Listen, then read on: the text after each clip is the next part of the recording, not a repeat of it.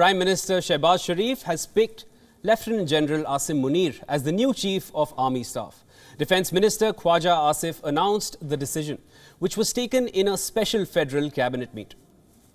और आइन के मुताबिक सारे मामला जो है तय पाए हैं और हमें ये पूरी उम्मीद है कि सदर मुमलिकत भी जो है कोई ऐसा तनाज़ा नहीं खड़ा करेंगे जिससे ये अपॉइंटमेंट्स जो है कानून और आइन के मुताबिक हुई हुई है इसको सियासी नुक्ता नज़र से या सियासी जो है नज़र से इसको नहीं देखेंगे। प्रेस रिलीज जो है प्राइम मिनिस्टर के ऑफिस से जो है डिटेल प्रेस रिलीज जो है वो आपके सामने आ जाएगी।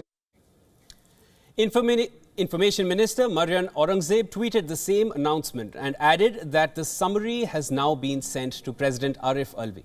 Alvi, now non-partisan as the president, was one of the founding members of Imran Khan's PTI party. Given this, former PM Khan tweeted that he and President will act according to the constitution as soon as the summary comes.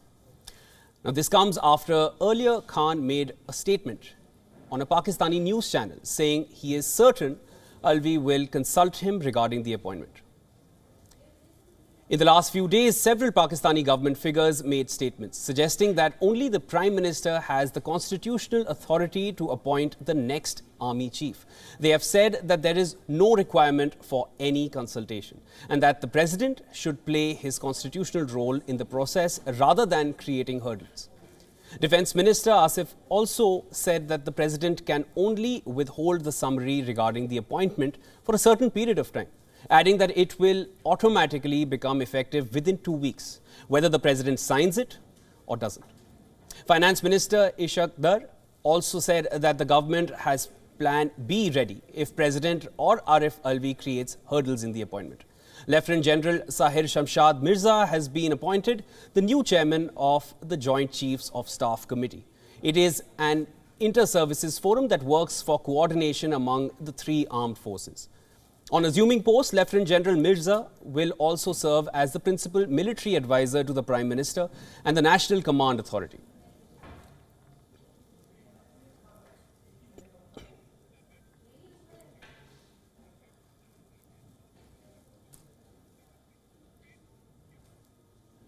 For more on this, we are being joined by our Pakistan Bureau Chief, Anas Malik. Anas, I want to start with you first.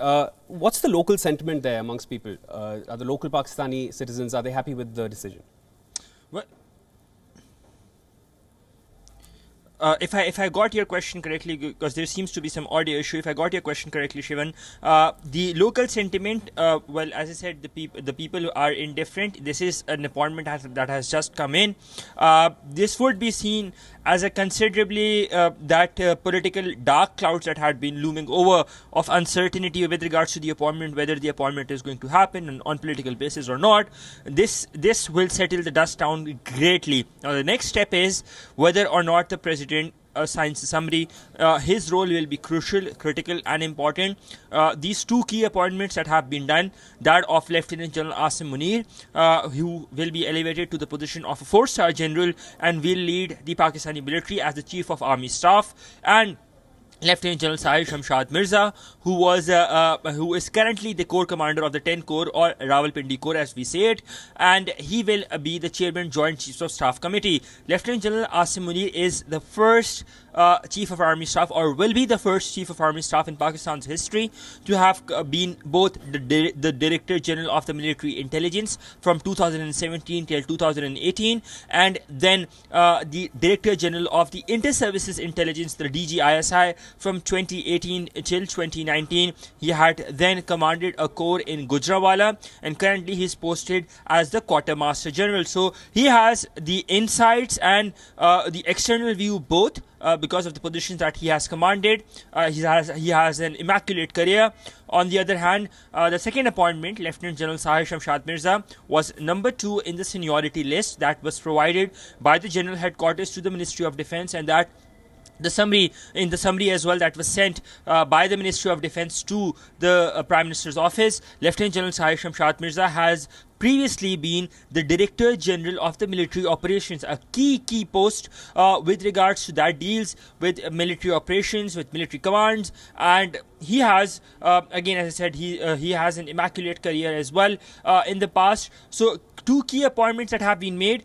The ball now goes to the president and in his court, the president who is from the Pakistan Tehreek-e-Insaf, from Imran Khan's party. So whatever the signing or the ruling of the president would be, that would be very closely watched out, number one. And of course the reaction coming in from Imran Khan as and when it comes in, that will also be very closely watched out. Shivan?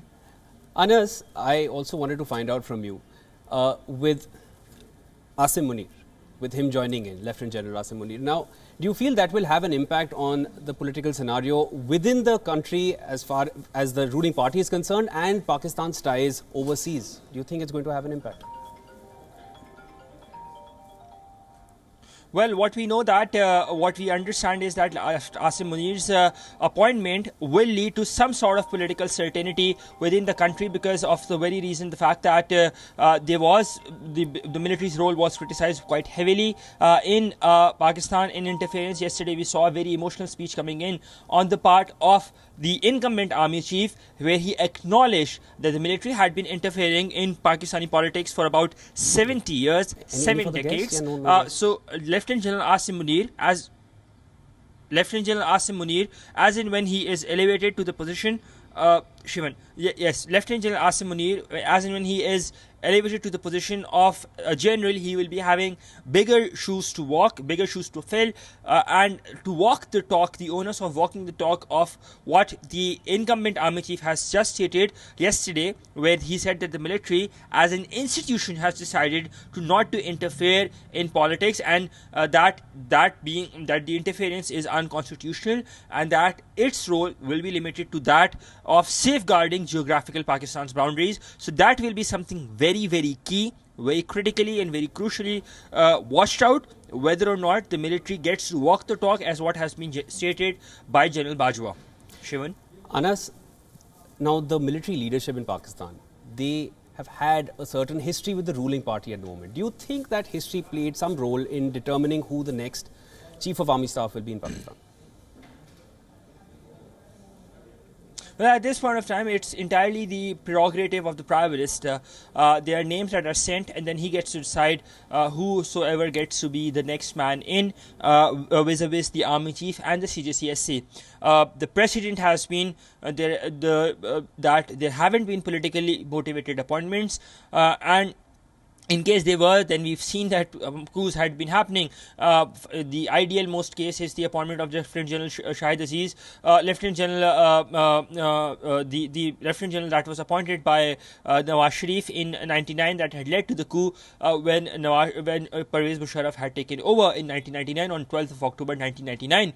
So that has been the case in the past, but in near history or in recent past, we haven't seen that the politically influenced appointments have been there, and as I said, the President has been followed in Lateran spirit, with the 6 most senior most names being sent, and the first and the second being chosen to lead the Chief of Army Staff, the Army's command, and to be the Chairman Joint Chiefs of Staff Committee. Shivan? Thank you so much for all the updates, Anas. And I think we are going to be joined with our guest very soon. Until then,